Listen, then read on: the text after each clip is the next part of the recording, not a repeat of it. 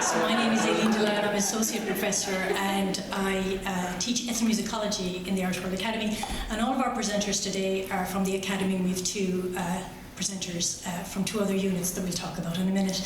So the purpose of today is to, we're hoping you're all practice curious, and that's why you're here. You want to understand practice not just as a means of displaying something or performing something, but also as a method and as a way of doing intercultural work, as a way of thinking about what knowledge building is, as a way of channeling creativity. So you can see here, we're not just talking about the presentational aspect of performance, we're very much talking about it in research, as research, arts practice based, arts practice led, arts practice informed. All of our disciplines engage with arts practice in different ways, and we have different understandings of them, and we want to try and communicate some of those to you today. The other thing we want to emphasise is we're keenly aware that Horizon Europe from 2026 onward, especially in STEM area, is insisting on that the arts and the social sciences and humanities are deeply embedded in projects, not just as the filigree to show an output. So we're aware of those kinds of opportunities, but we're also here to make it very clear that arts practice itself has its own integrity as a form of knowledge, as a form of experience, as a form of epistemology. So we have extraordinary presenters, and this is our order of presentation today. Each of the presenters will be doing about 12 minutes. Some are live performances, some are embedded within kind of more narrative frameworks. And once those presentations happen, they'll take about 12 minutes each, so just about an hour. We will bring these seats out to the front, and I'm going to facilitate a roundtable discussion, get people's reaction to each other and to the things that they're doing, and then we're really interested in you interacting with us and asking questions about any aspect of this, especially if it's something that's unfamiliar to you. So at this point, do I have any questions, or will we proceed? Okay, we're good to go. So thank you very much for coming on what is meant to be the hottest day of the year. It's nice and cool in here. Yeah, thanks to those who facilitated us, especially Susie, this is her domain. So for our first presentation, can I welcome Professor... Oh no, I'm not welcoming Professor. I'm not doing anything at all. I'm putting this slide up and I'm going to sit down and you're going to enjoy.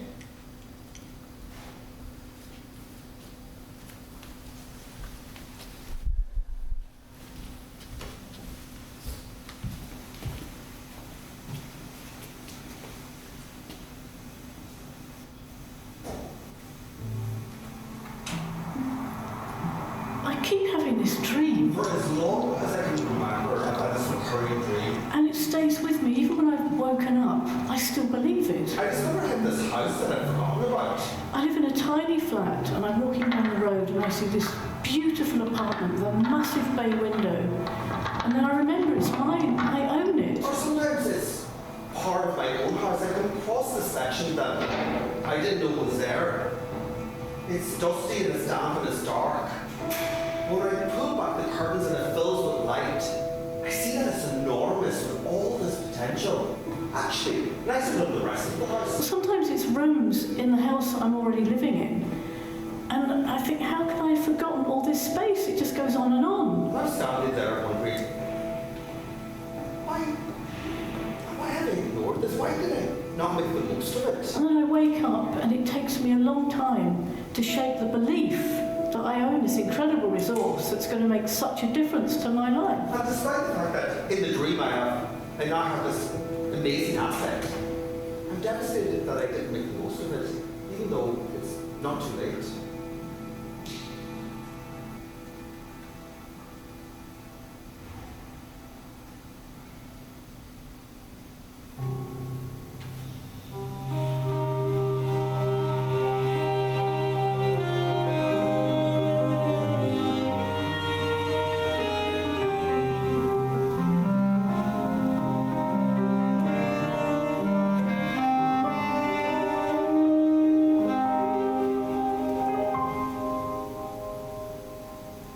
One pleasant summer morning, when all the flowers were springing on, nature was of dawning, and the wee birds sweetly singing home. I met my love near Banbridge Town, my charming blue-eyed Sally O. She's the queen of the county down, the flower of Mahalia. In admiration I did gaze upon this blue-eyed maiden. Oh, Adam wasn't half so much pleased when he met Eve in Eden. Oh, her skin was like the lily white that grows in yonder valley. She's my queen and my heart's delight, the flower of Mahalia.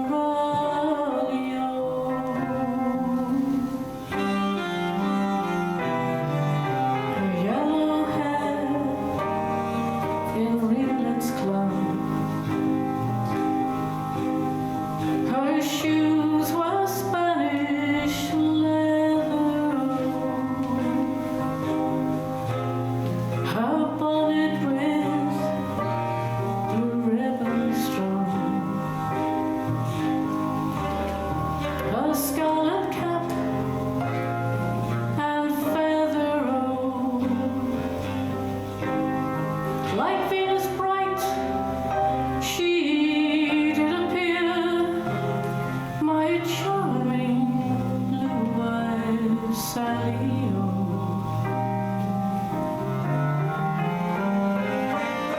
She's the girl that I love dear, the flower of Mahalia.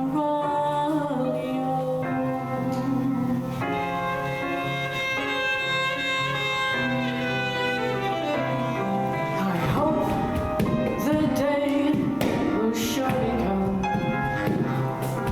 when we'll join hands together. 'Tis then I'll bring my darling home, in spite of wind and weather. Oh, and let them all say what they will, and let them reel and rally. Oh,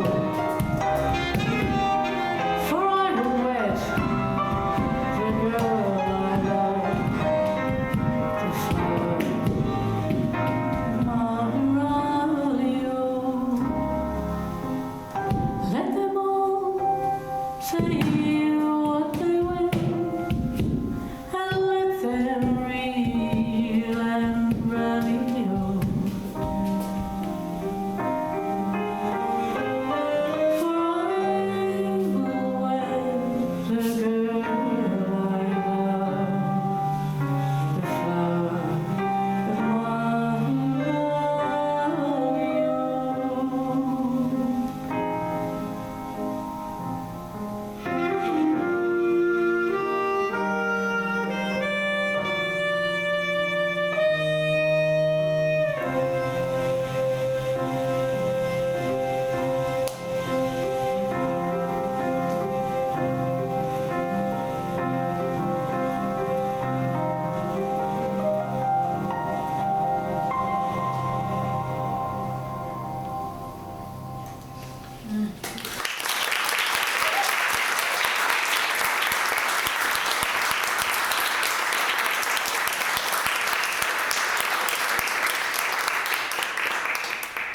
So, Wall's Talk marries jazz and blues songs from the golden era, performed by the wonderful Gina Borum, with dance, text, and a meticulously crafted visual world. At its core, this piece explores the idea that memory is not just something we carry inside of us, it's embedded in the material world, in the objects that surround us, our actions, our feelings, even our thoughts, traces, impressions. They echo. The work is deliberately abstract and non-narrative, a tapestry of fragments, songs arranged across surprising sonic landscapes, from ambient jazz tronica, traditional Irish to tango and cinematic scores. They sit alongside theatrical movement, text from canonical literary works and visuals. The result is a kind of chaotic cacophony, but where the dissonant elements somehow make sense together, like memory itself, layered, contradictory, and emotionally resonant. Objects play a central role here, not as props, but as presences. We treat them with a kind of reverence. They are witnesses, silent but charged. They hold meaning, not always the same meaning for each of us, but enough that we sense their weight. They are, in a way, haunted. And through them, the performers and the audience can connect to something deeper, maybe even something unknowable. The hope is that through this layering of music, movement, text, objects, space, we don't just come to understand the characters on stage, we come to understand something about ourselves. But I want to speak briefly to the challenge I've encountered in making this work and similar works. When traditional or folk forms appear in contexts that aren't explicitly traditional or entertaining, there's a tendency for gatekeepers in contemporary art to withhold permission. The moment Irish dance shows up in an avant-garde setting as a vehicle for critical reflection rather than spectacle, its legitimacy is questioned. But traditional forms carry intelligence. They are ways of knowing the world, and we deserve the same latitude to experiment, to abstract, to push against expectation. Walls talk claims that space. It must. The show is what it is, and this is not to prove we belong in contemporary discourse, but to insist that we already do.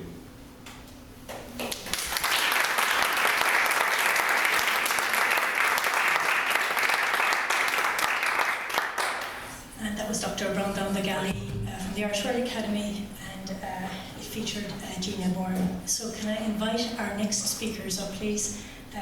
Professor Helen Phelan and Professor Ailish Hannigan.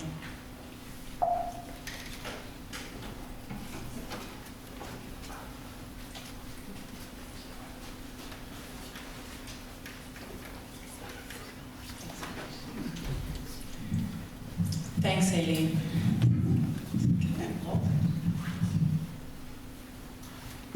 As Aileen mentioned in the introduction today, thanks, Aileen.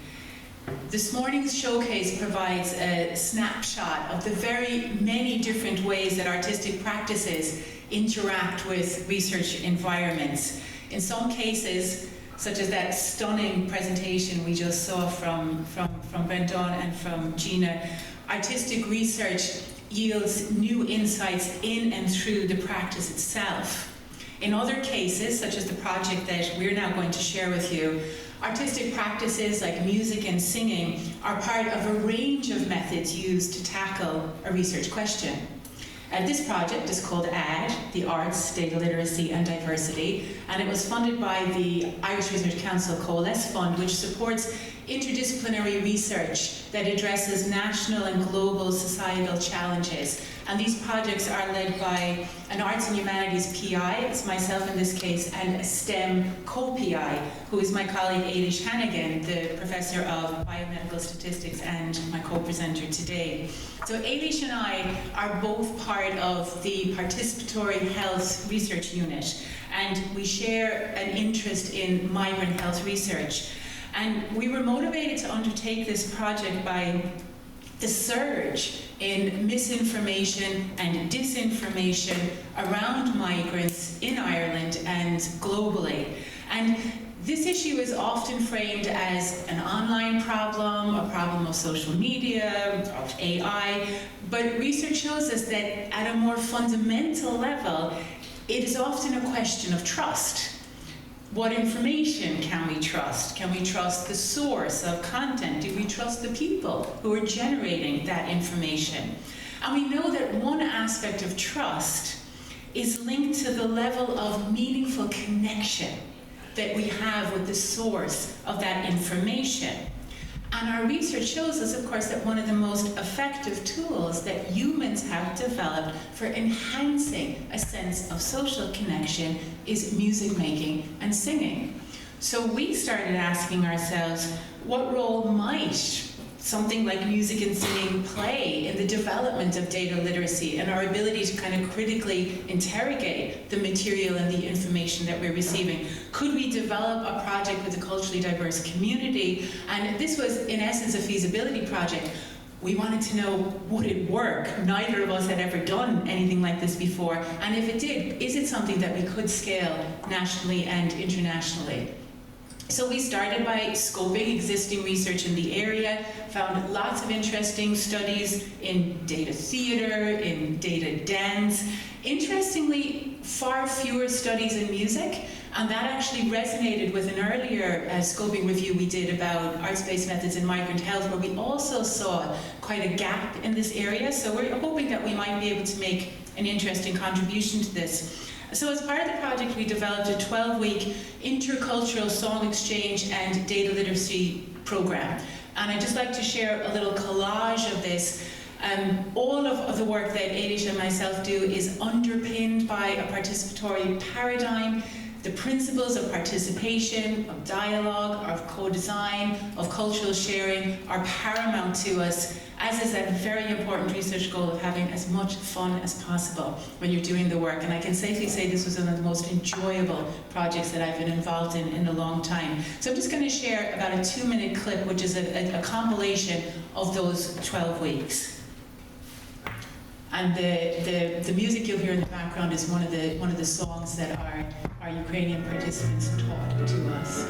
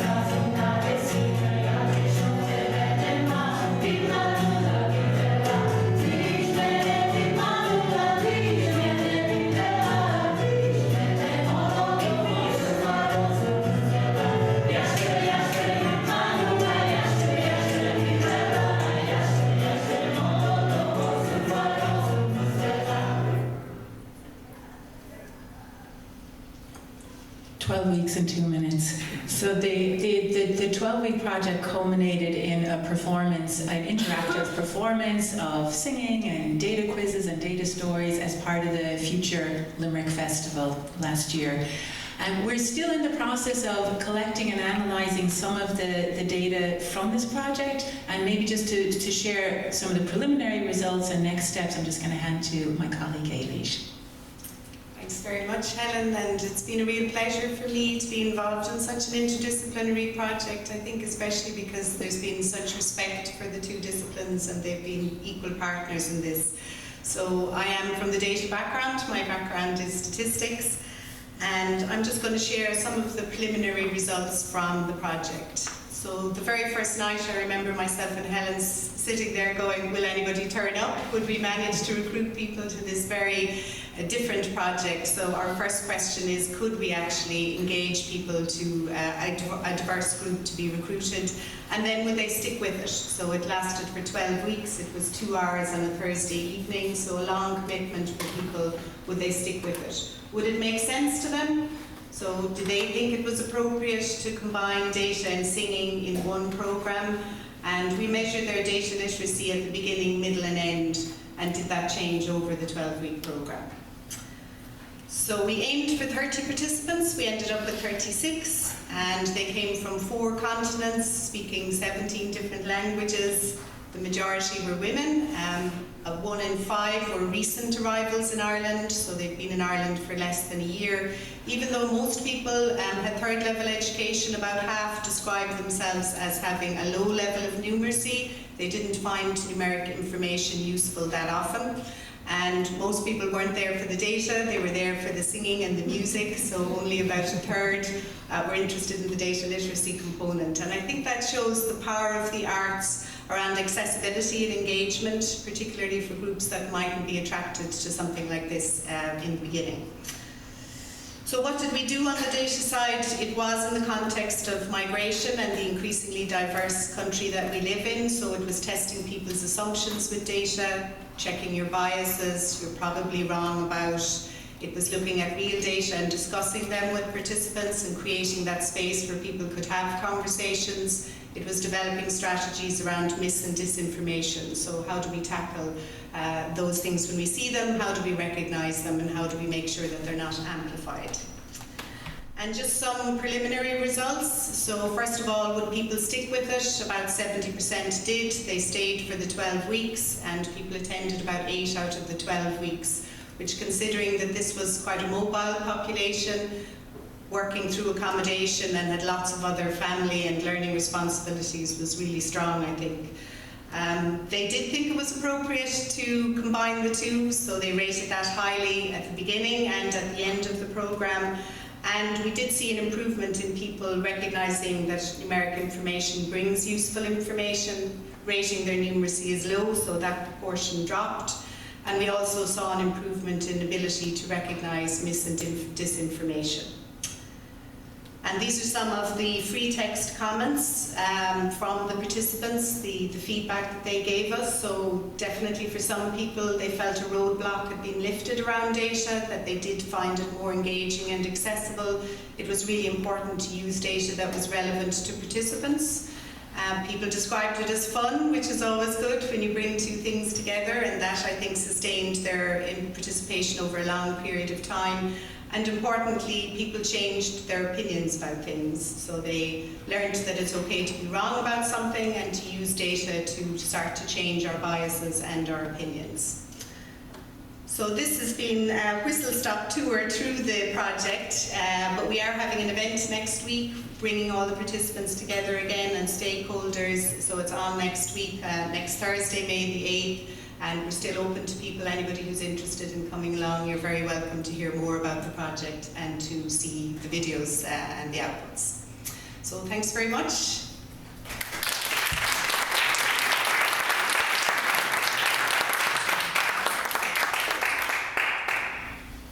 So we're going to move from performance, from practice as methodology, to now invite our music therapists up to talk about practice as clinical intervention. And so we have Professor Hilary Moss and the newly minted, you can give him a round of applause, Dr. James Burns.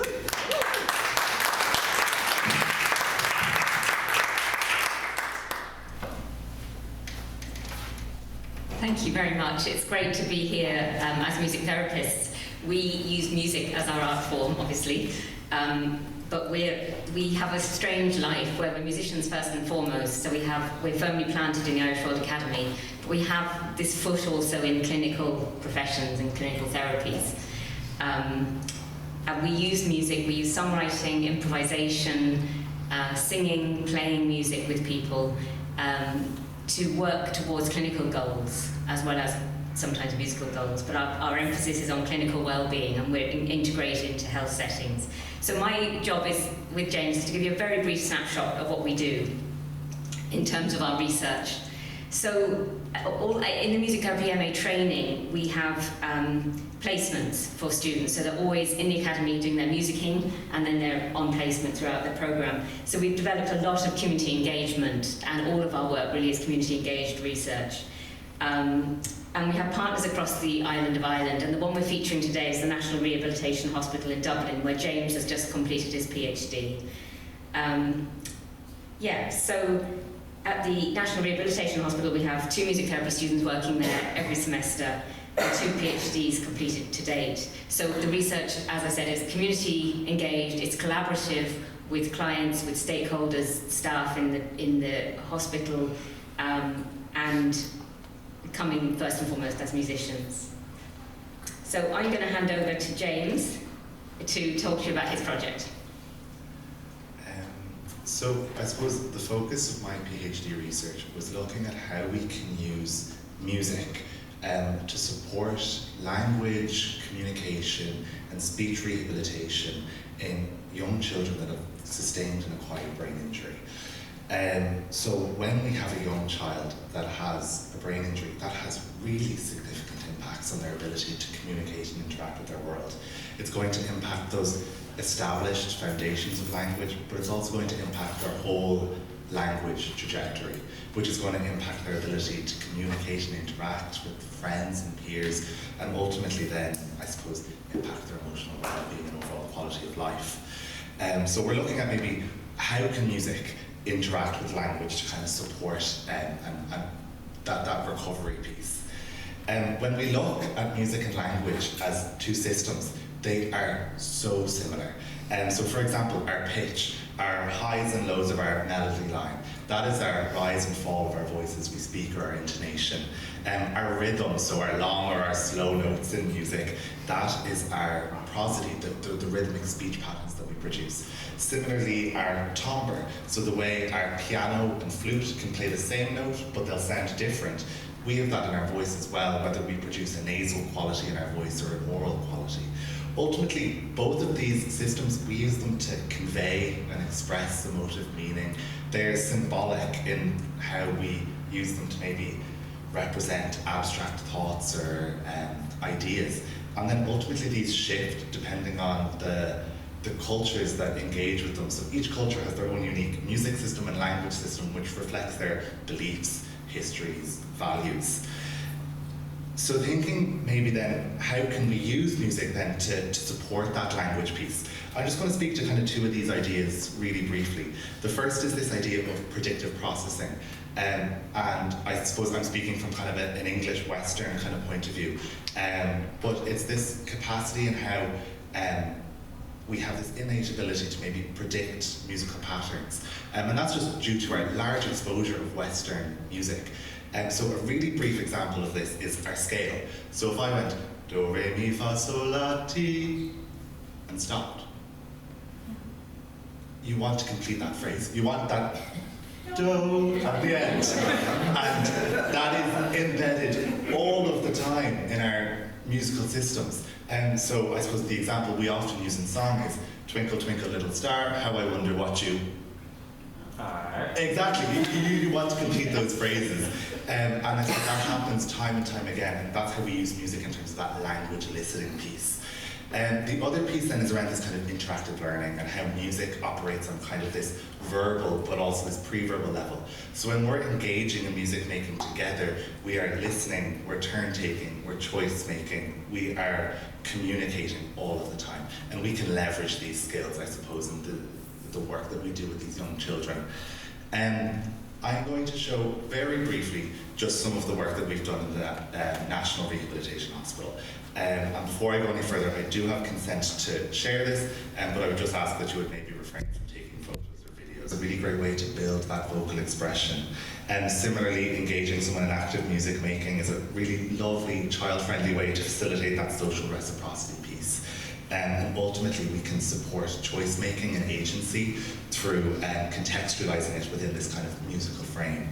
And so ultimately, what I've seen through my work is that all of these kids that we've managed to work with are kind of demonstrating increased kind of vocal and verbal communication, but also they're solidifying those kind of early pre-verbal and interaction skills such as turn-taking, choice-making, and sustaining attention.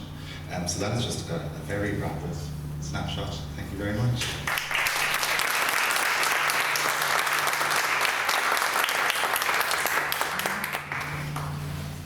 So creativity is at the core of what everybody is doing here.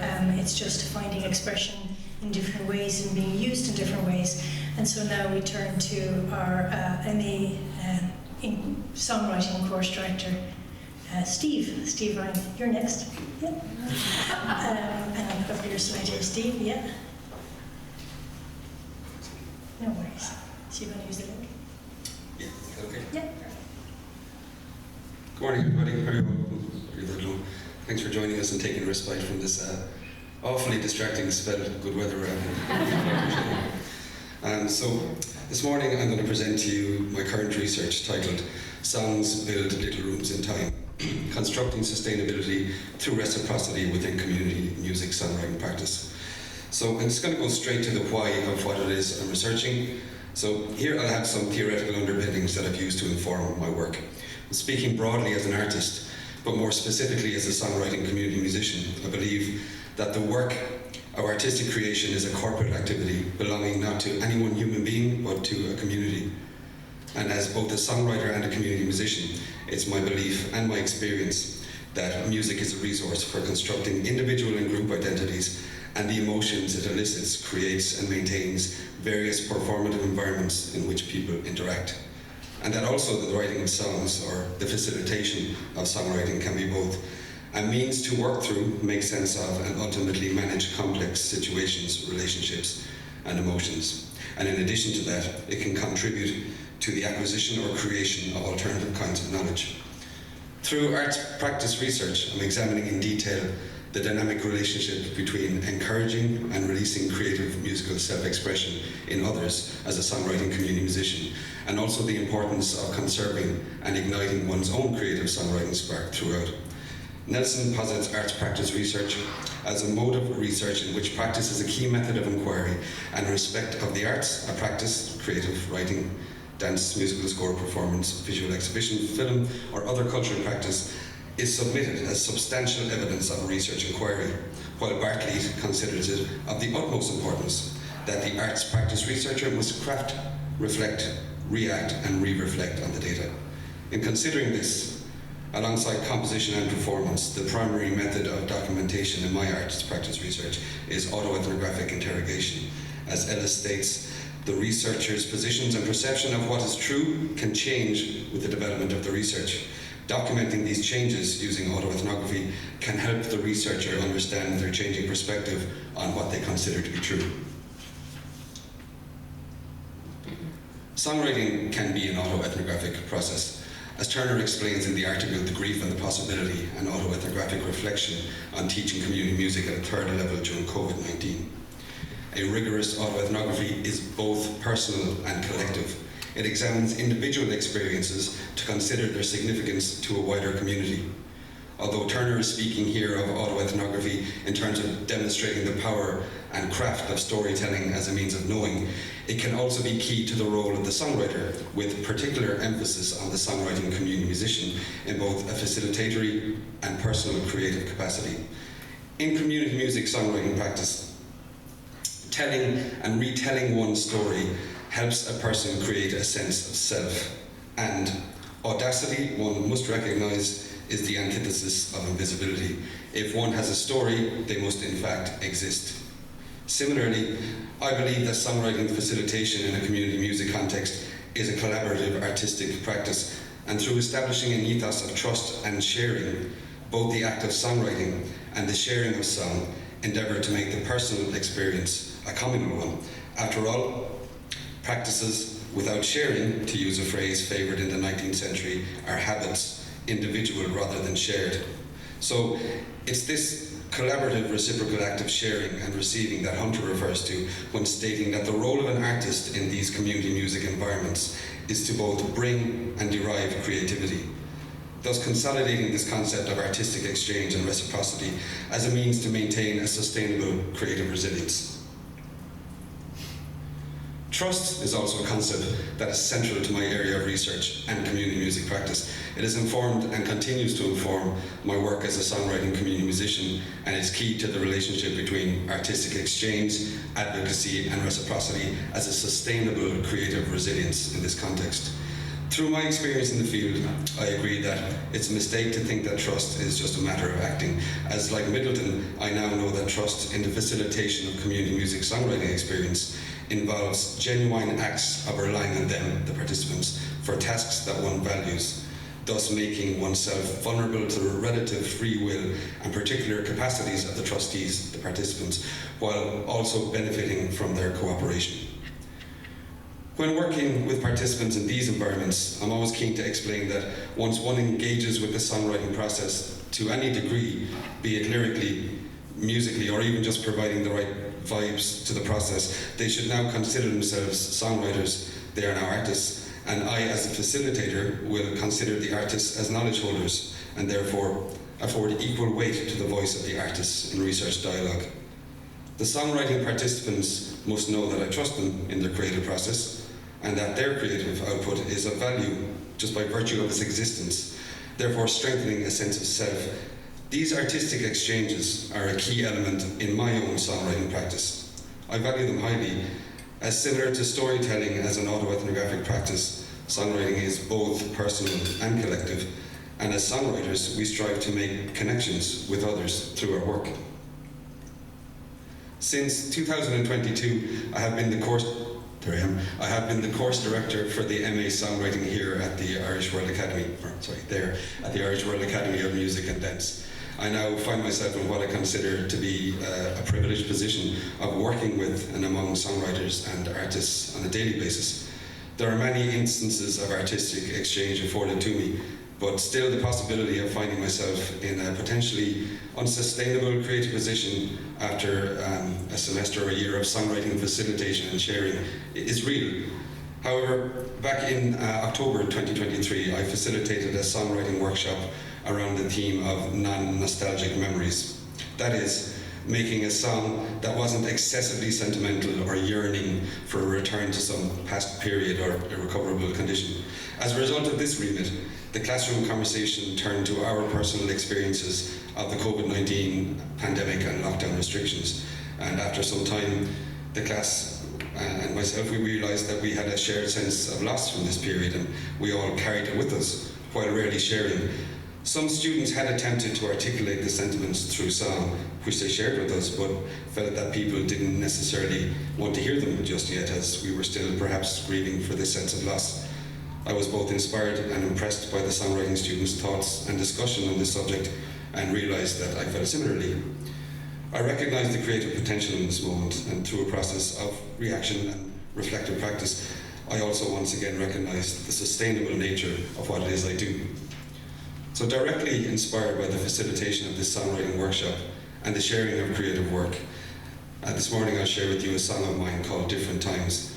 This song was completed in May of last year, and it exists as a result of the aforementioned artistic exchange between the songwriting students and I.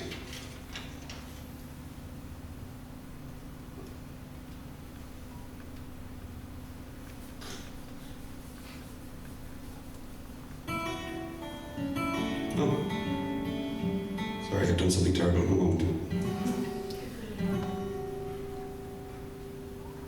I wondered if you'd seen the light as I sat beside you, as you gently passed into the night. I can't find it to pause it. Oh, there I am. I'm sorry. There you go. Without even a sigh. I actually have a version of this on my desktop as a backup, Thank you. so let's use that. Yes, I am that person, everybody. That's exactly who I am, and I'm proud of it. I had reached such dizzying heights. I don't think I've ever done presentations where something hasn't gone wrong, so we're trying to troubleshoot. I'm taking my cue from Yvonne Kiley. She just is on everything. There we go. You're very good. Thank you.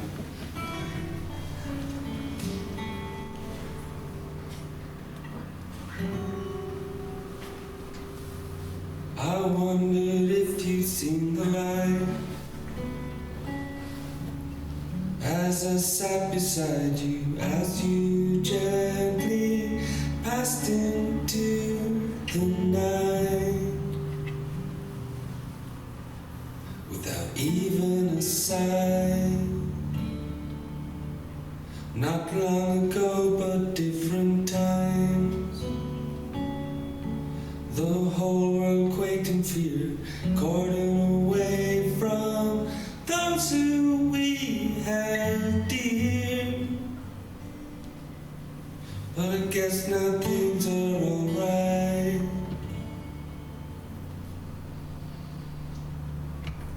These things take time. These things don't just happen overnight.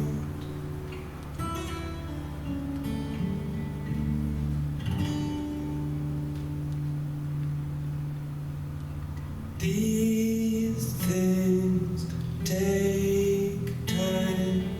These things, these things.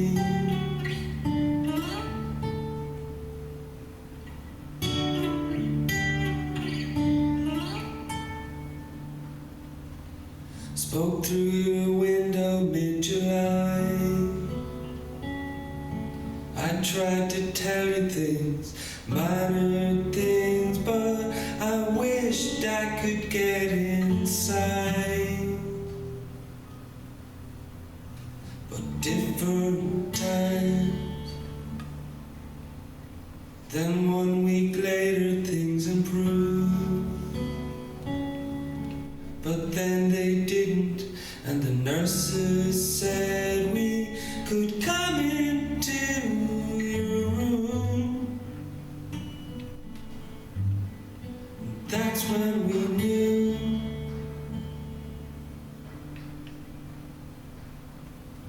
These things take time.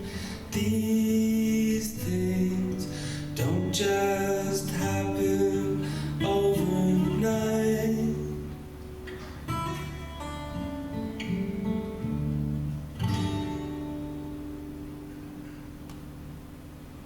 These things take time. These things, these things.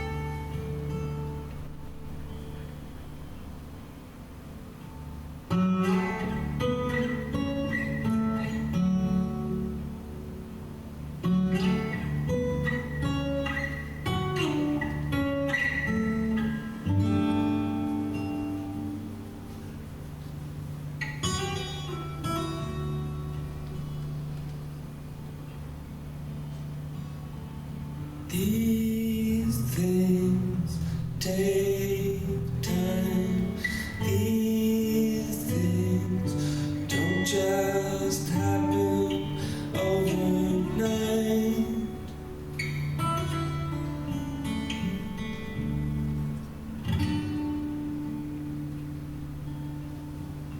These things take time. These things,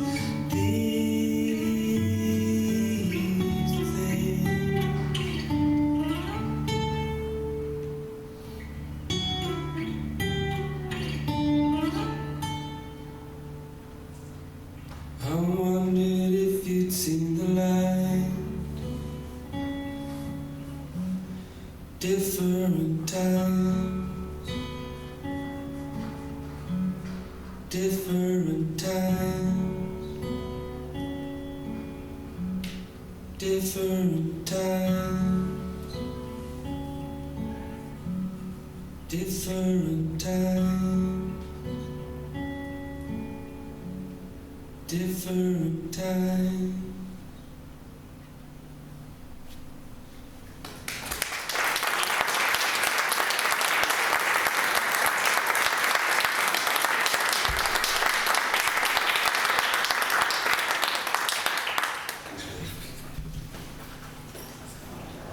Just take a moment to check in. It's amazing, the power of music to place and take us back to that time. I'm turning now to the dynamic duo, the Nivrian siblings, my colleague Orla Nivrian and Maureen Nivrian from Mary Immaculate College. And we're shifting now once again, and this is only one of many places that these researchers can go towards pedagogy as practice. So could I have you up, please? So Orla Nivrian, Dr. Orla Nivrian and Dr. Maureen Nivrian.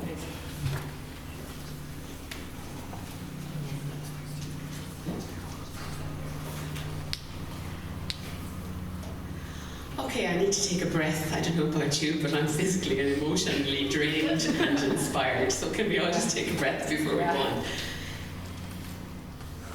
I was going to say, and now for something completely different, but actually it's not, because it's all rooted in how we experience and how we feel and how we encounter music and movement and how we can employ them pedagogically, professionally, academically, and in a variety of settings. So, this is Lingua. I'm not going to say anything about it, I just want you to look at it and see what you think it is for a minute. This is not a test, I won't ask you, and there are no wrong answers. What we think it is currently is a music and action-oriented language learning in the primary school classroom. And this is a resource that has been devised by myself, Dr. Orla Nivrian, and my sister, Dr. Maureen Nivrian, and by Dr. Frances Ward, a colleague of ours who is a graduate of the Academy, who is currently lecturing in DCU. So, as you will see from the top of it, it's music and language together. You may gather from the colour scheme that the languages that we are using currently are Irish, English and French, because those are the ones that we're familiar with.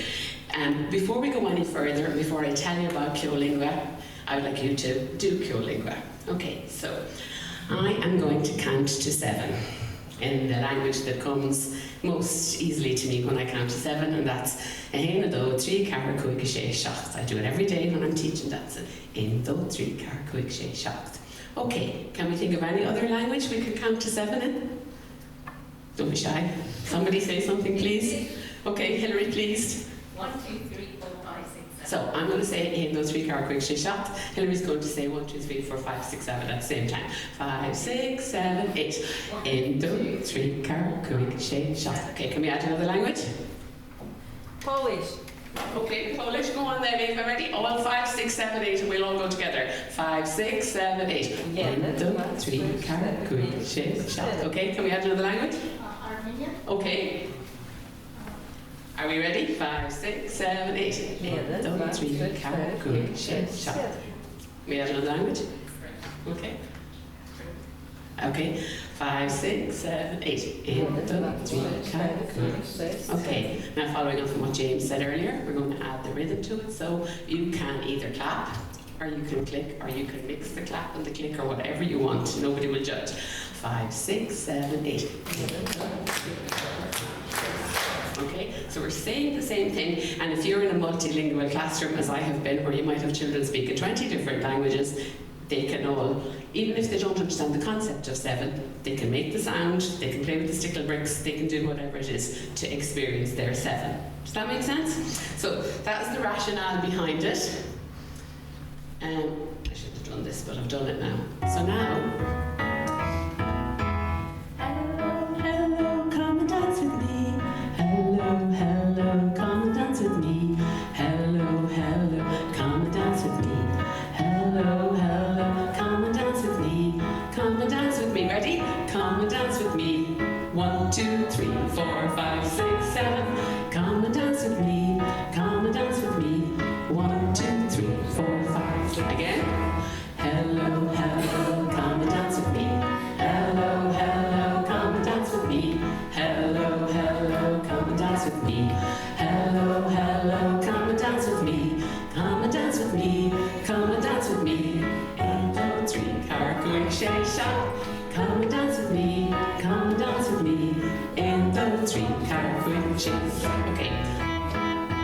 So that's just to give you the idea. Now we're going to move on. Our primary language is going to be French, and the whole object of this was to put the sound before the symbol. So we're going to our 1, 2, 3, 4, 5, 6, 7. Remember, Marie will kill me for not saying it right, but we'll try. 5, 6, 7, 8. 1, 2, 3, 4, 5, 6, 7. Are an approximation of saying. Okay. Now we already know the tune and we already know the sound, but we haven't seen it yet. Okay. So we have an understanding of what it feels like. We have an understanding of what it could sound like.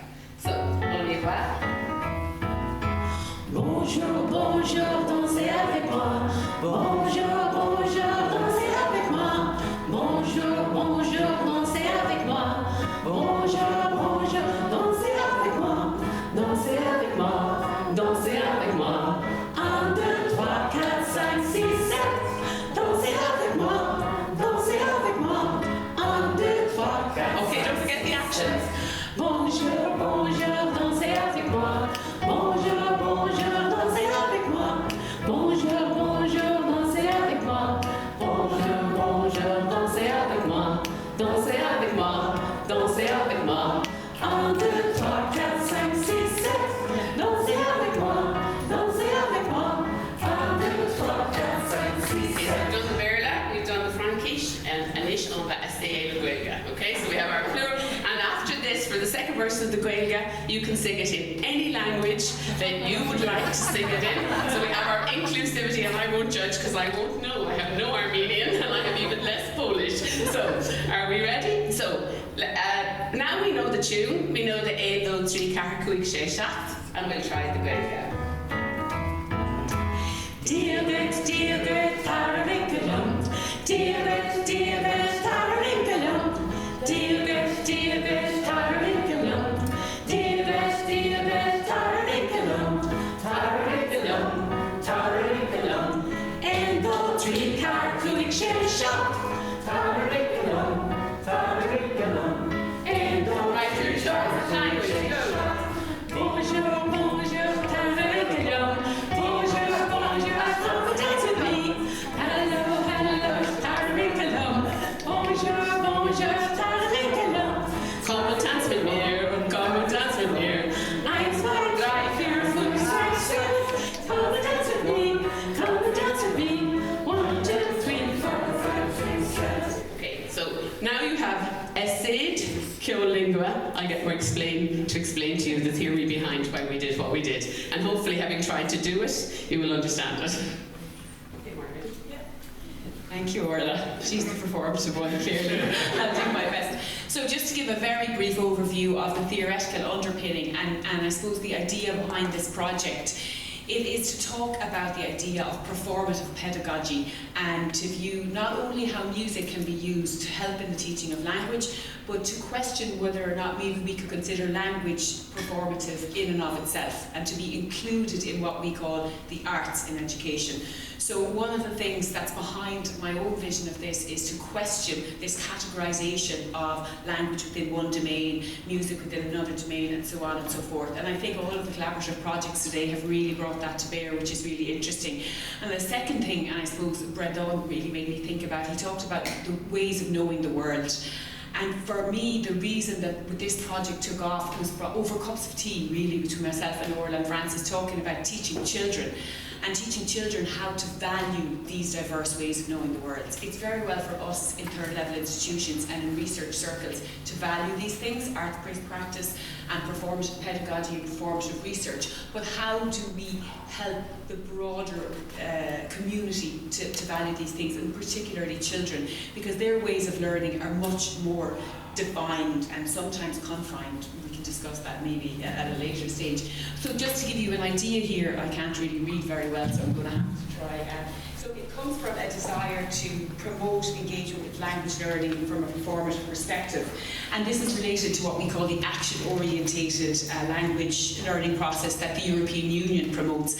And within the action-orientated language learning process, there's a great emphasis on the learner as a social agent. So basically taking their knowing out into the world. So for children learning 7, they can use that everywhere, every day. A song they can sing in the yard. This is the idea, really, to actually bring it out into the learning world, which includes learners' hearts, bodies and senses. And that is really an image and a quote that I really like, the idea of this embodied learning, and to start it off when they're very young children, so that when they get to our stage they don't have to be taught that it should be valued, they value it intrinsically.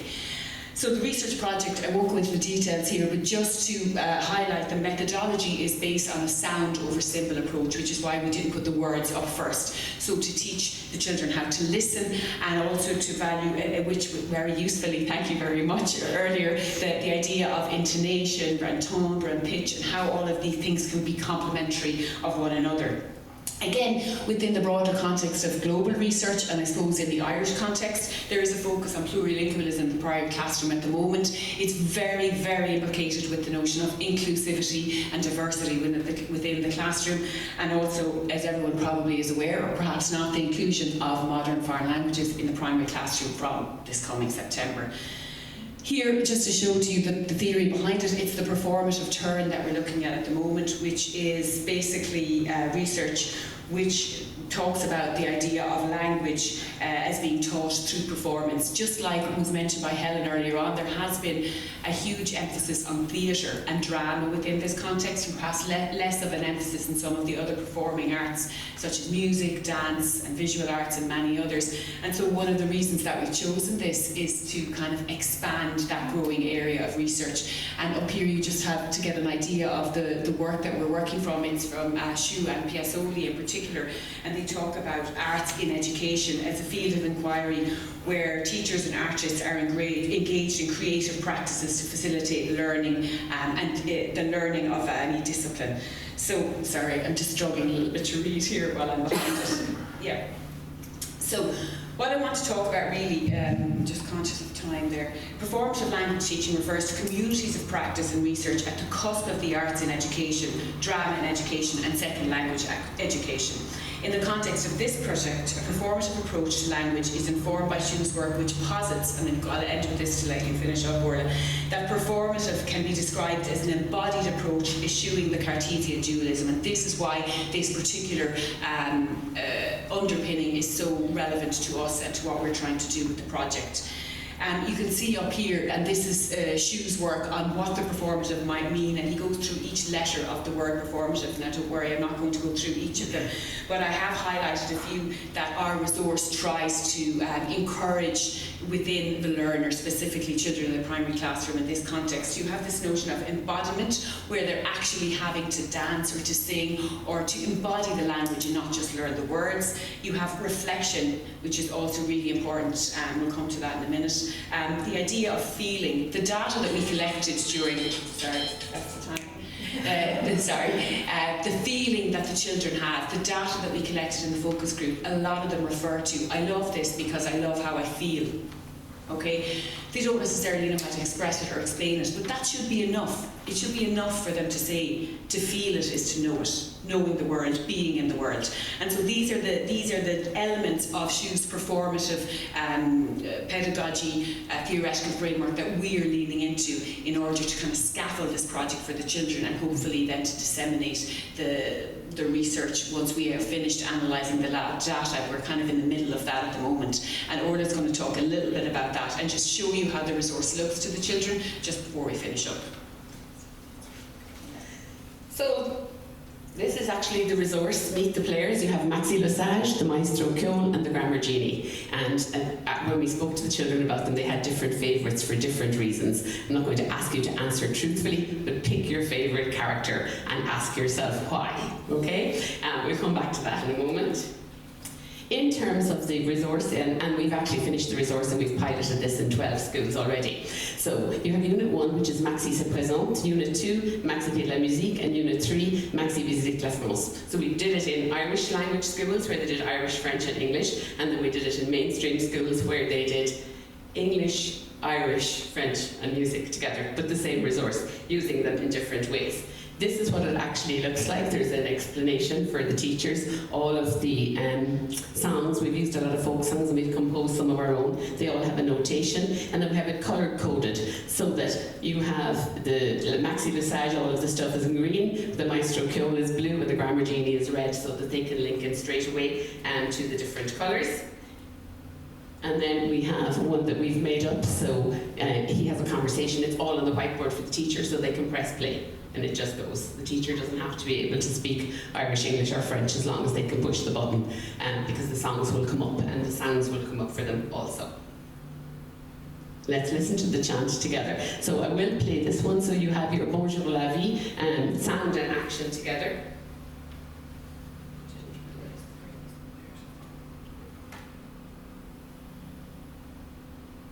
Okay.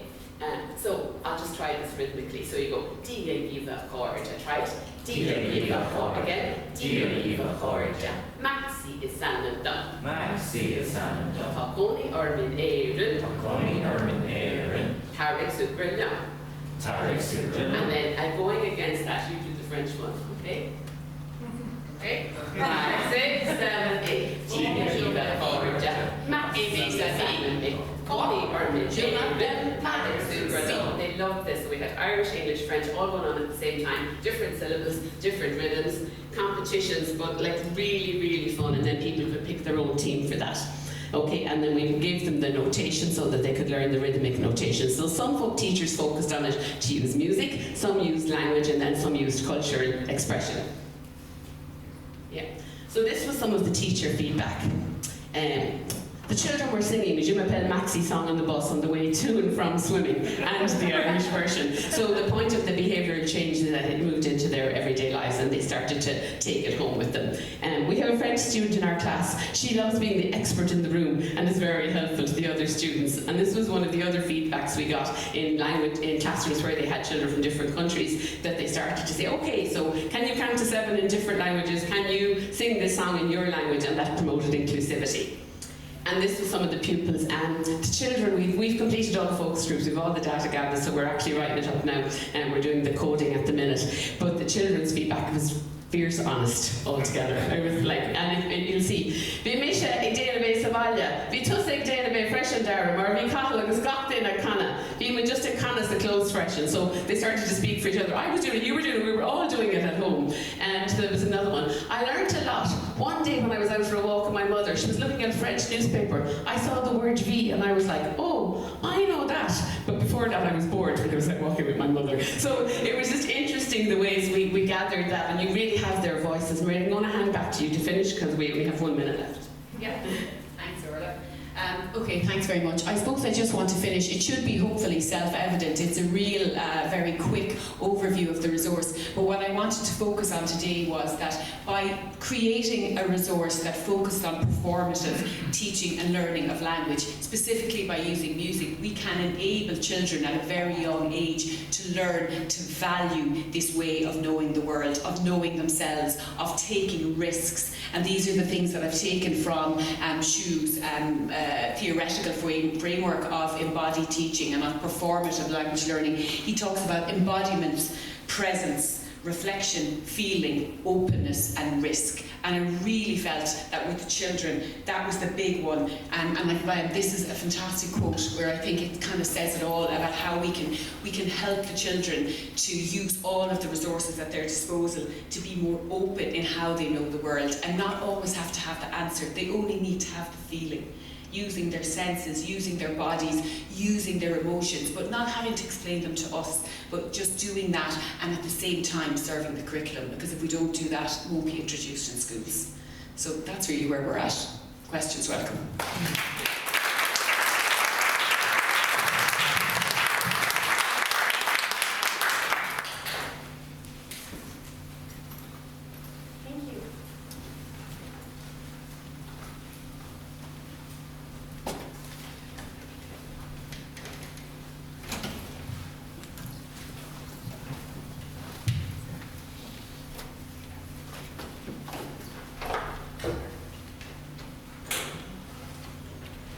The branches of trees,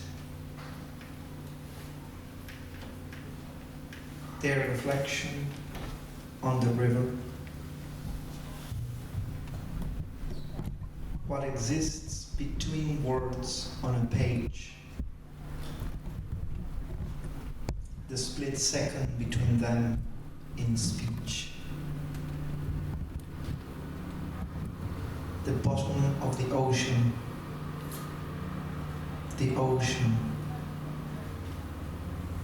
a bird in flight, the wind that holds and moves it, its wings opening and closing,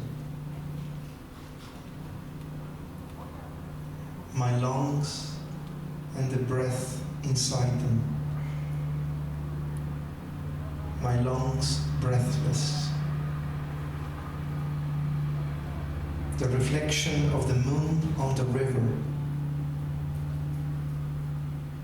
the calmness of its surface,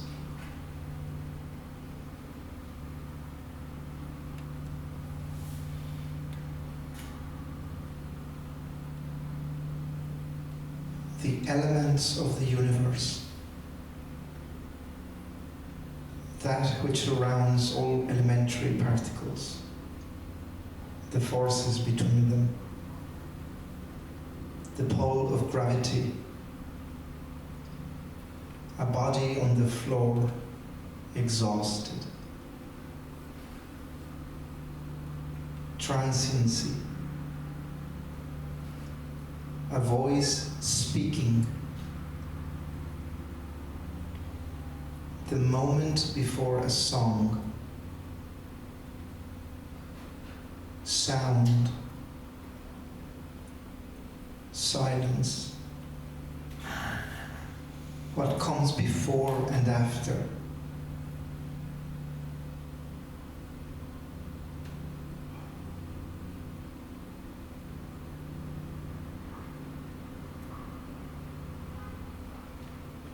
the night, darkness, what awaits the dew on the surface of a leaf at dawn, the unfathomable sound of nature in a remote place, imagination, color,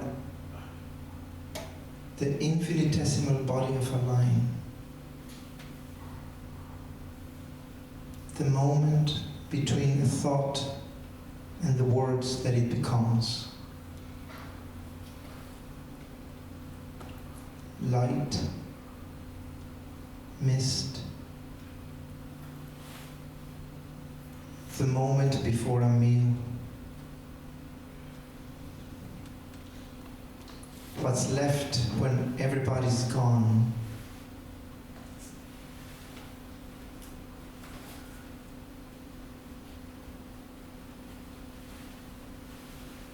The inside of something. It's outside.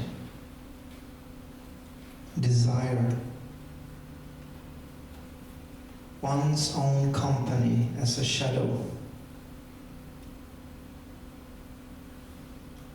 a dance, nothing, echo, the warmth oozing from a fireplace, the moment between heartbeats. The feeling that stays after someone's presence is gone.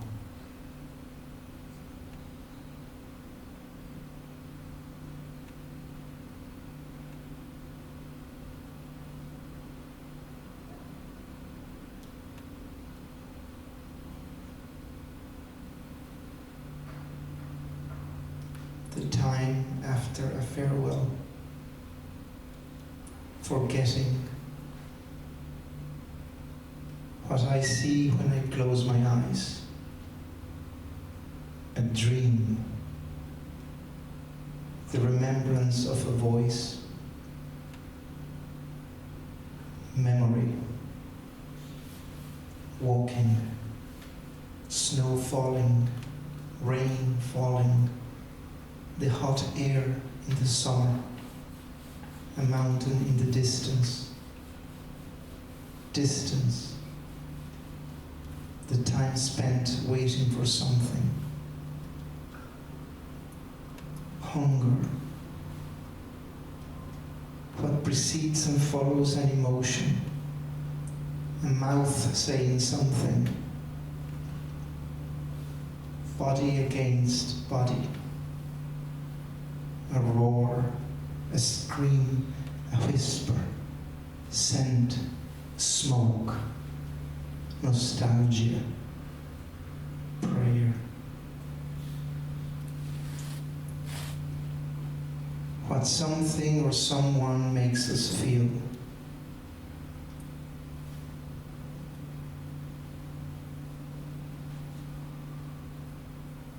Inner dialogue, listening,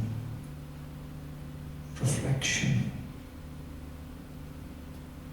contemplation, impatience.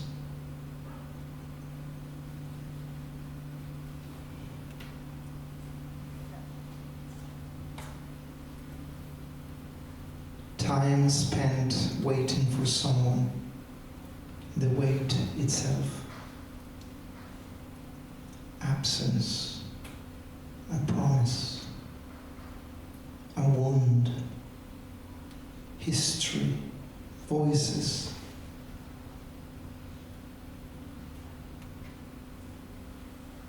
The wisdom of a proverb. Flowers, a nest,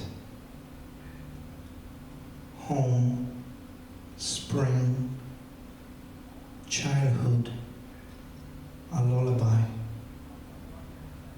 a mother's voice, play.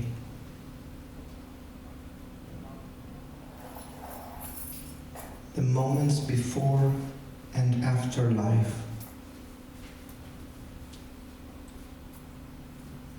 Life, order, chaos,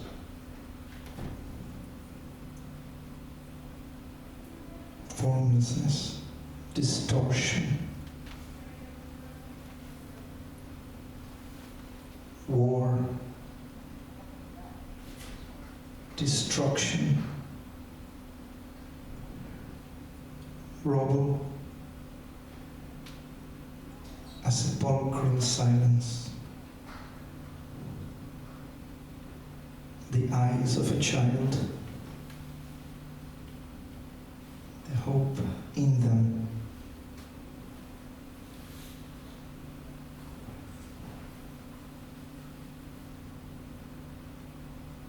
humanity, inhumanity, death.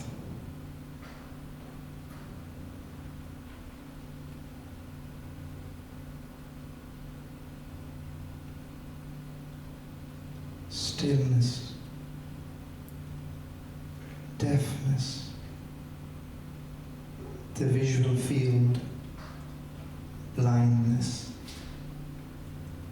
a muted voice, mutation, metamorphosis, undoing, an encounter, naming, time, winter, an emotion, creation, beauty,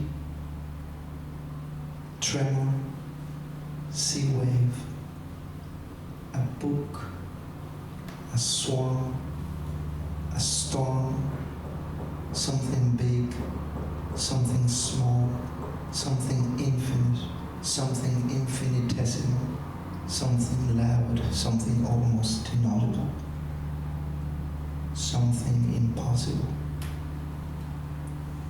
something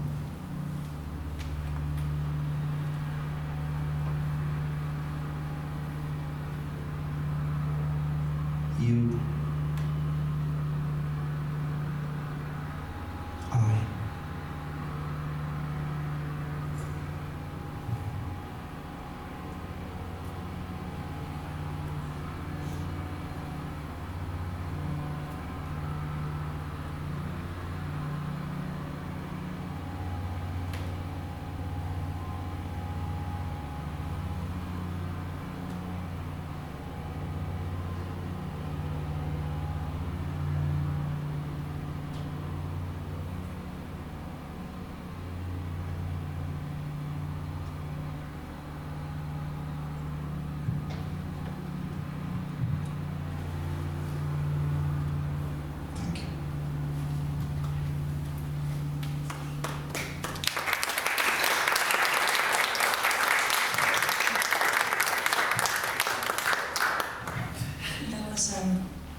Dr. Oscar Mascarenas, our transcendental poet. So what we're going to do now is we're going to remove the dance board and we're going to bring our seats forward to the front and we'll have our discussion on our round table. I think my colleagues have been really good at picking up the threads already of how their various presentations have interacted. We were curious about what you think about that too. So yeah, whoever's able, or maybe if Joe is still around, yeah, we'll take away the stage and we'll bring our seats up and arrange them in a bit of a semicircle. Thank you.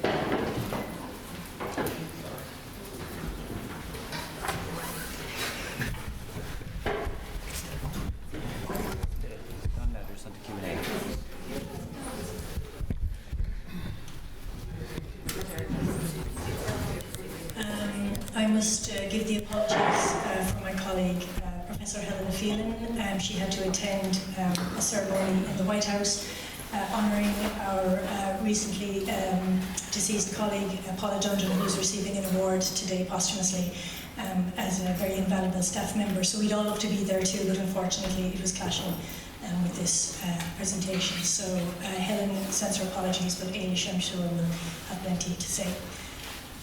Okay, so we've arrived at the point, and we'll continue to use the microphone if it's useful. If you feel people can project, we don't have to, but we're just conscious. The idea of this roundtable is for each of the speakers actually to reflect back on their own presentation as it relates now in retrospect to what other people have done. And I know for me, I've got a lot of kind of thematic ideas about this.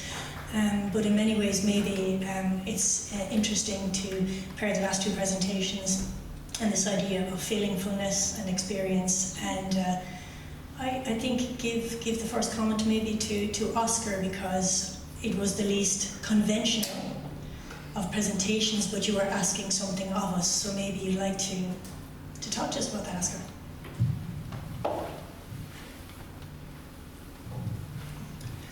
I'm going to say, as John Cage said, I have nothing to say. I am saying it. And that is poetry.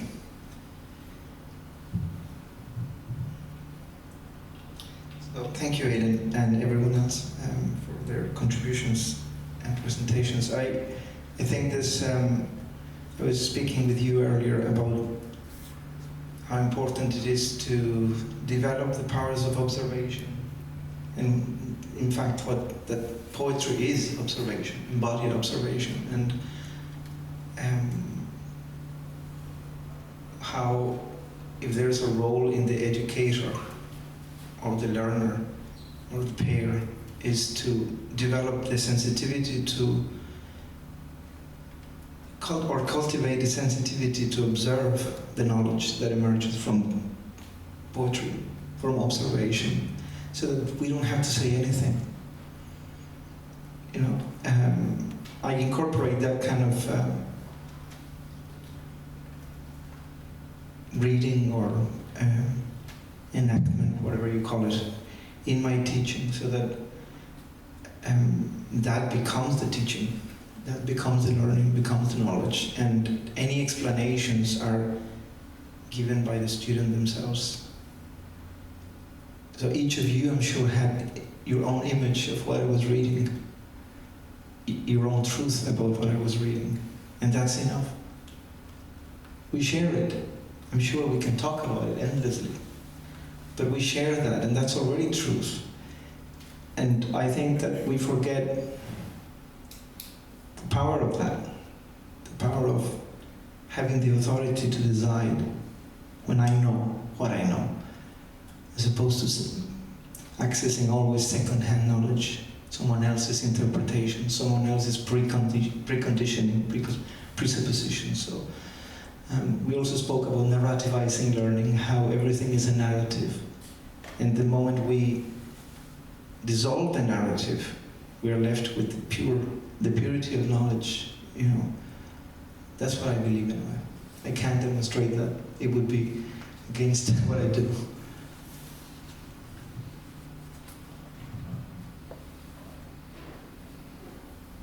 If you were here at the start of this event, one of the things I said that is often challenging for people engaging in the performing arts or practice in the broadest sense in many ways is the ways in which it can be framed and understood as research. And I'm hoping that this has been very illustrative of how it is research. But of course, we're cognizant in Research Week of what that means in terms of converting it into outputs and what we value and how we're understood. And all the different presentations come closer to those conventional outputs in different kinds of ways. And I suppose I'm interested in any of you talking about those kinds of challenges in people not just thinking about what you do as being something to be enjoyed. Orly, we were right out of the traps there. Yeah, I was thinking about that because when Oscar was speaking at the end, I was really thinking about Steve's song. These things take time, and one of the most important things that we were able to do was to share this space and time together and to reflect on it.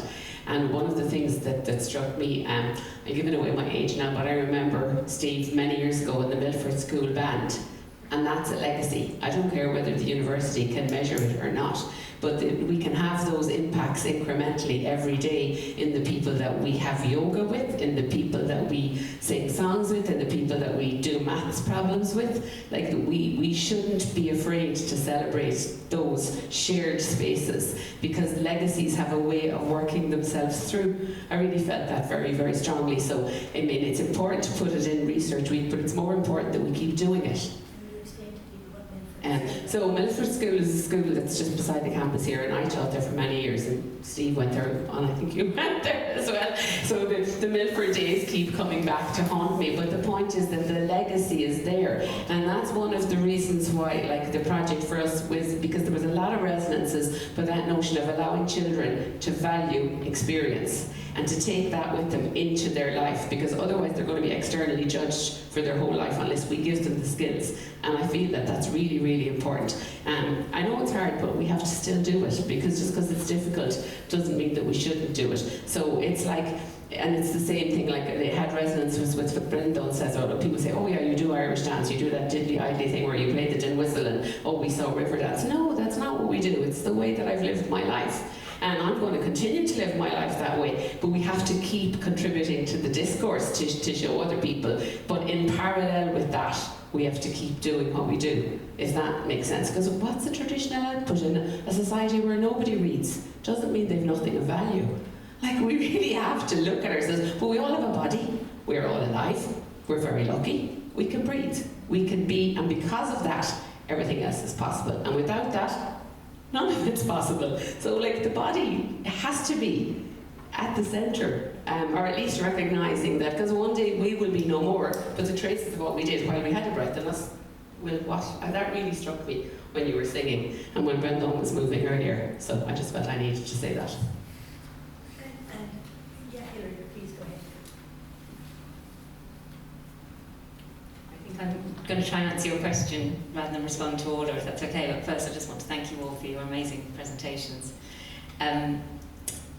I think for me, I find when I'm researching music that there are two things. And one is the instrumental value of the arts versus the intrinsic value, and how we keep the intrinsic value. So in my field, obviously, we're trying to fit into quantitative paradigms, but the instrumental value is much easier to demonstrate. So our dance and music work with people with Parkinson's, for example, you can show that music has an instrumental value, or dance.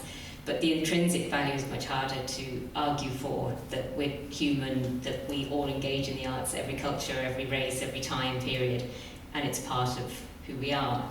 But the other thing is, and I'm involved in researching music and people with dementia, and both of those are so difficult to pin down, and so subjective, and so different from one situation to another, that the more I research, the less I feel I can answer the quantitative questions. I'm leaving that to the very specialised music therapists who are really good at quantitative research, because I started out saying that's what I want to do, and I want to do mixed method. But the more I research, the more I feel it's the qualitative, the understanding, the knowing, the grey areas where music and what I do can answer some research questions around music and dementia. I'm not going to find something that's going to prolong somebody's cognition through music. It may, in a short moment, help, but it's more about those bigger questions about quality of life and meaning and those things. This could be a good place for Eilish to come in as somebody coming and what your experience has been, because I had hoped actually in an event like this, can you hear me okay? Yeah. I had hoped that we would get more people from STEM to start to dialogue with. And of course people have to identify, and we framed it in a way, and we're very pleased to have you here. But sometimes speaking to ourselves, so as somebody who has collaborated, I think it would be very instructive for us to understand you. I suppose I think you're right about creating spaces where people can come together from different disciplines, and that's how the project with Helen started. Like, we're both members of a participatory health research unit. I ended up listening to a seminar that I probably otherwise wouldn't have gone to, because I was part of the unit and I was just there to support that seminar, and that sparked conversations and ideas. So I think these events, if they are inclusive and bring people, and people have the time for it, are a really important place to spark the idea. The infrastructure is really important. So Helen mentioned the funding, and I think that system has to be there nationally, and it has to recognise different disciplines as being equal and partners, and not one supporting the other, but coming together to create something that's bigger than the two of them. And I have been totally transformed in terms of outputs. So I very much come from a discipline where it's a published paper, that's what you recognise, but I learned a huge amount, I think, from bringing together everybody at the end for a community performance, and the video and the power of that. And yeah, I am somebody who never sang publicly, I'd say, since secondary school. It's changed me, I think, and I completely underestimated that intrinsic value that Hilary was talking about, and how it makes people feel, and recognising that different disciplines have different types of outputs which should be equally valued. There are dangers, of course, in a partnership of disciplines as well. And I know, Brandon, you have thoughts about this. Sometimes, and I'm sure all of you do, the performance, the output of which you speak can be seen to be the filigree or the icing on the cake rather than the intrinsic thing itself. And we were having a conversation about how arts practice now is getting very much involved with STEM outputs around sustainability and climate action. There's something happening, I think, in Trinity in a couple of weeks' time, touching down on Trinity around sustainability and the dance of the carbon cycle. Now, we don't know if that dance is literal or if it's actually a methodological intervention, but these are the places we're starting to think, do we want these partnerships, or do we continue to value exactly what you presented, something? Yeah, it's a difficult one because my own background, in my first time around in university was in physics, and I had come through a much more traditional or kind of like mainstream approach to education or whatever, and then this owning what it is for what it is a very hard thing to do. So even last year, speaking of sustainability, I have a youth company, and we do a week on an island off the coast of Donegal. It's like famous five, but I felt compelled to do something on sustainability. It was called Fág the Lárg, Na Fág Lárg, which is Irish for leave your trace but don't leave any evidence of that trace. So it was about that ephemeral, and it worked out really nice. And it was the piece in itself I was very proud of, because it dealt with grief as well, and how things are washed away, and with tide and just all these elements came together. But there was that need in the initial stages to write something about it, to get the funding that can make sense to somebody. And these works of fiction, as you start these application forms, this is something that I'm really struggling with, and to really own the piece in itself and what it does. And it is something different to everybody, and to allow that. And so what I'm trying mostly to do is create something that has a universality, so that you're not saying this is what it is, but please look within it for something that really resonates with you. But I know how difficult that is, because when I hear Oscar for the first time, there's a lot to take in. I need to sit with it and read it over and over again. So I know that's a tall order, but I feel like I'm go for progression and all these sort of things. So there's always that struggle around it, that political, that kind of like this community and how we're meant to operate. So that it gets recognition, and I find it frustrating, but I think I just have to stick to that thing, that it is in itself a thing, and what the process is about how you operate and how you make it a thing. And again, sometimes I'm not making very much sense, but when you start a project, it's out there for me, and you see it fully formed, but it's blurry, and you have to be the vessel to make it happen. And then everything that you encounter informs that thing. That's what I'm knowing. That's what I'm realizing, and that to me tells me something about what it is, that process, and that it is a truth for me. And I have to be the facilitator of that thing being a thing at some stage. I think another really important aspect of everything you've all spoken about today, and about the valuing of different forms of knowledge, particularly cross-culturally, it's always a theme that underscores any kind of university research event. What constitutes decolonizing the curriculum. Even your intervention, Maureen, of just feeling fullness is enough, is actually quite radical act. Do you want to talk about that? I guess. Yeah, I just think Orla's my sister, and she works in the academy here, but I come again through a more traditional route. I did a degree in French and Irish, and a PhD in French studies on discourses of decolonisation, as it happens, now that you mentioned decolonising the curriculum. And so I've come at the teaching, the pedagogy through my hobby, which is Irish dancing, I suppose. Don't kill me for calling it my hobby after all that. But we together teach in a family dancing school that has been working in Limerick since 1929. And so it's only through years of research that I realised that the knowing that I learned as a child, like the transmission of the dance and the culture and the singing that I took for granted, was what informed my PhD, in fact. Like, it literally took me years to figure that out, and it was through discussions with people working in this university, really working in this idea of arts practice. And so when I talk about being radical with children, I suppose knowing that there's another way of knowing is something so important. And my worry when I go to conferences and when I hear like colleagues talking about, you know, language acquisition and being innovative, is that we're all talking to each other, but that it's not, we're all doing it post 30s, we'll say. I'm not going to give away my age, but and I just think we have to try to encourage children to take risks in their learning, and that includes children who have learning disabilities. So I suppose it really encompasses a lot of different areas.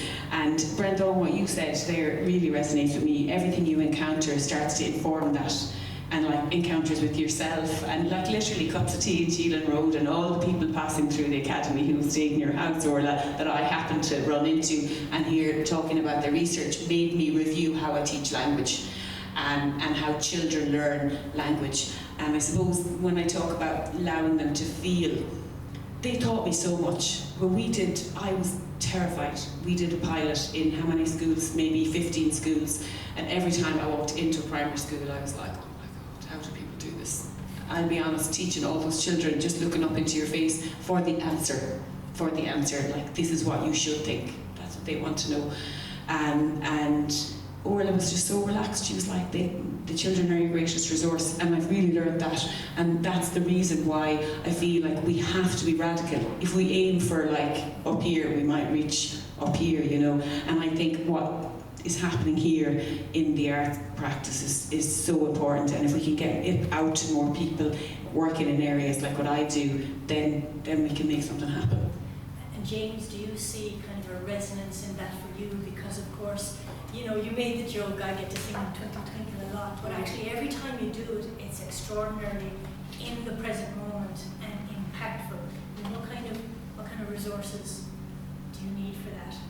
Yeah, I suppose it's really interesting because I'm obviously at the point now with my research where I'm trying to disseminate it. And I want to tell everybody what I've done, but I don't necessarily know how to do that the most effective way. And I often think, like, the most impactful part of my presentation, and I really recognise that, is the video, and it's the context and it's that lived experience, which isn't maybe necessarily captured through the written process of language, because there's obviously the whole feature of interaction happening within that space, which is, yeah, I don't know, there's just so much more happening contextually within the context of that video. And I think what we often overlook is like just experiences of being and enjoyment and fun, and just how all of these facets kind of exist, but maybe we don't consider them because it's not our traditional quantitative research outcome. And that piece of like enjoyment being a vehicle, and that being an acceptable vehicle. Certainly joy is something we need more of in the world in which we find ourselves. And in many ways, this kind of tension between these outputs was, for me at least, most starkly illustrated actually, Steve, in your presentation, because you were incredibly rigorous with your citations and your framework and everything, and then you put on that video and the room shifted. Did you feel it? Yeah, I was very taken with Brendan's opening performance, because you shared your performance, you shared your work, and then you spoke about it. And I was kind of like, I should have done that. I should have done it. But I chose to kind of share the kind of, as we say, the academic rigor and the theoretical underpinnings of what I do, and then present my work through song. There's been a phrase that stuck with me throughout this kind of research journey of mine, which is specific to songwriting for me, but it can be for other things as well, is that if I could say it, I wouldn't have to sing it. But I found myself literally taken to talking. So I kind of have to, because of this position I'm putting myself in as a songwriter, I want to tell people about my research, I want to share it, and I want people to know this is where I'm coming from. So if you're not a songwriter, you don't necessarily work in music, but you have an interest in these things, I want everybody to understand where I'm coming from to the best degree that I can, I suppose. And a lot of things I've worked through working in community music over the years and working with young people is that it's really important for me, and I don't mean to be reductive here, but it's really important for me to establish that everybody in every situation is inherently musical, because every single person I work with is alive. I'd like to say that they're all alive. They're in front of me in the room, and they all have a pulse and a heartbeat. And when you get excited about something, the tempo of your heartbeat, the tempo increases. When you're relaxed and you're chilled out, the tempo of your pulse and heartbeat, it decreases. So we're all inherently human drum machines. And stuff like this is really, really important to me to share with other people, because even though I can say, if I could say it, I wouldn't have to sing it. There are areas around that where I can articulate things differently, and that's what I really like about this particular mode of research. But I also would argue, and maybe this is where we can turn to the floor, I think it was really successful because people were then able to see the things you were talking about because you had framed them so well, and then the feelingfulness hits on a different level. So these are the things we think about. What way do we do this recursively? Do we dance first and then do it? I don't know. I mean, people in the audience, in terms of as a curated series of very different presentations that are all actually speaking to the very same things, to the human sensuousness of participation, to the deep epistemologies that are there, but also the embodied sense, something that bypasses cognition. And then within the framework of Research Week, are we conveying those things to you? Are we also conveying the tensions and the conundrums and what it means to be researchers like this? Do you have any? Yeah, go for it. So I suppose I've worked closely with the guys. I don't know. We don't need more technical care in putting together this event, and I want to answer this in two parts. I feel see a question here twice, and that is the outputs. And first of all, I'll talk about that because there is a journey that we've been looking at this as we're seeing here, research impact journey, and I see this here in front of me. We started with I suppose the Outstanding Research Collaboration Award initially way back when we looked at rewarding or promoting early career researchers then. And then in working with the early career researchers, we kind of saw, okay, you're comparing science and arts, and how do we address that challenge? And the reviewers brought it to us as their challenge, and said, we're finding it difficult here to award one award institutionally for early career researchers for starting Consolidator, and we often review science and arts-based practice. So I think in addressing that, and I know Tina was here earlier and she's left, there's now been a development of, what is the disciplinary norms, and that document is really, really useful in that, but also in response to that, the research office and the institution have said, okay, let's look at the research output awards. So now we're not comparing apples and oranges or science and AHSS. We're rewarding categories in their own discipline. And one of the first awards in AHSS is Conor Caldwell's video. And I think that's a recognition of outputs, and you're all talking about your outputs, and here's an award that's been developed around those outputs. And I think it's really, I think it's almost we're spearheading this and seeing this, and this is how we see it. And it's really important for the output awards that they get to feel it by listening to the video, or by watching the video, listening to the song, seeing the performance, and that is what we strive to do. And I'm sure people in this room know what there's in series of excellence output awards, but the output award is exactly what it was designed for here. Patty, did you? Oh, sorry, did you? Yeah, I get really worried as a librarian when people start talking about categories. Oh, yeah, okay. Because there is the nature of the problem. So we're into rubrics now. How do we evaluate? Okay, and there's no reason why the rubrics can't all be independent rubrics for different disciplines. Okay, we don't have to categorise it. We have to emancipate ourselves from all of these traditions.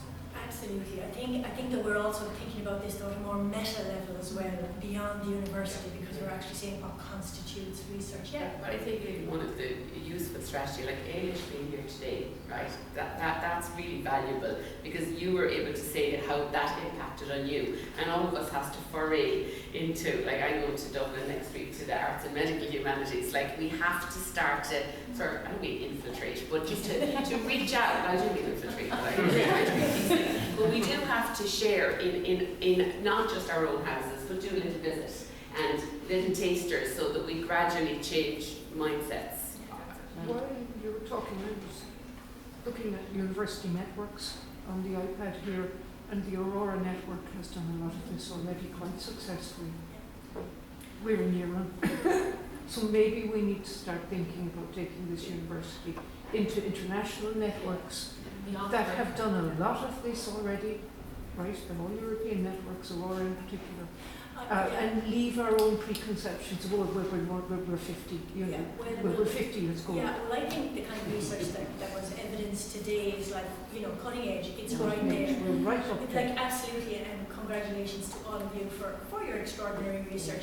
I think there's often an anxiety about, and Hilary, you put it beautifully, the intrinsic versus the instrumental. Yes. Sometimes the performing arts or practice-based work can become too instrumentalized, and suddenly the very kinds of things you're talking about can be lost. And I don't think research frameworks expunge that. I think maybe we've normative readings of those things, and it's up to us actually to push the boundaries on them and to make those spaces. Are there other people who have a question, a specific question for any one of our speakers, or a comment, or a reflection? Yeah. A comment really. As a non-academic, I should add, I think it was all that said, I'm not sure, just because it's hard doesn't mean we shouldn't do it. To me, this is a huge relief to see that this work is being done, thank God. And also, the arts is becoming so important now in the world that we're living in. And I know lots of performers and singers, and whenever they question what they're doing, I just tell them, you're a key worker now. You really are, as a bulwark to the things that we're having to deal with. And it's invaluable. And it's lovely to see this bedrock of this work being done. So thank you for all of you. Thank you for that very nice comment. Do any of you want to ask each other a question or make a comment? We don't have to labour this if the conversation is coming from conclusion. Oh, I beg your pardon, please do. Apology that we're so much on for research week, but I really wanted to be here, didn't make it for everything. But the challenge for us has been in the research impact world where Yvonne and I have been travelling for years. Is that it always started off with the impact of science, the impact of health research, and it was, you know, colour by numbers, it was really clear. And where we always struggled with, we want some more from arts humanities, because from where I sit, arts humanities is what makes us human. And how do we capture how a piece of art makes us feel and makes us change how we think about the world. So for us it's really emotional, and we want to see more of this happen, and we're so delighted that you take the time to do this for us at Research Week again. It's very, very important work. So when someone cracks how we capture how it makes us feel and how we somehow are able to spread that word, please knock on our door. Don't catch it. Yeah, it's a butterfly. But can I also say, I mean, we are recording this. This is available as a resource. I think it's a very, very useful resource. And I mean, Helen, as director of the Irish World Academy, and who I said couldn't be here because she's at that award ceremony. You know, when this was first mooted, we said, oh, let's stay in the academy. We've got better tech. You know, we've got a better space. And for Helen, she was quite insistent, and rightly so, we must cross the bridge. We must come into this space. And I mean, if we were to do this time next year, you know, I think we would strategically try and corral people from STEM and other disciplines to say, come speak with us. Because, you know, I was joking, but I wasn't really when I said, I hope you're all practice curious, because that's what we need. We need people to be curious about it, but if they don't even understand in the first place what that is, rather than, oh, isn't it lovely? We get this all the time. Oh, you're in the Irish World Academy, that must be lovely. I say, it is lovely, it is many other things, but it is also lovely. So yeah, go ahead, I think Henry. just to add to that, we also have to get out of our comfort Yes. zone and go to, I haven't gone to any STEM sessions this week, you know, and people who've come here have come from the academy, a lot of people, we have to go and sit in something we might find boring or out of our norm, you know, whereas I'm sure people who would come from some of the other subject areas might think, oh, this isn't very relevant to me, do you know?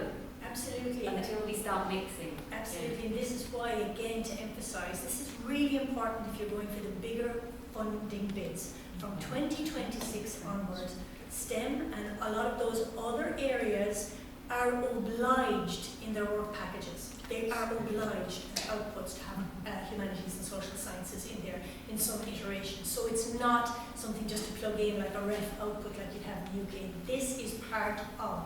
So there are opportunities for us to engage in that kind of collaborative work, but it comes with the caveat, and maybe, you know, to return back to this idea that arts practice itself is robust.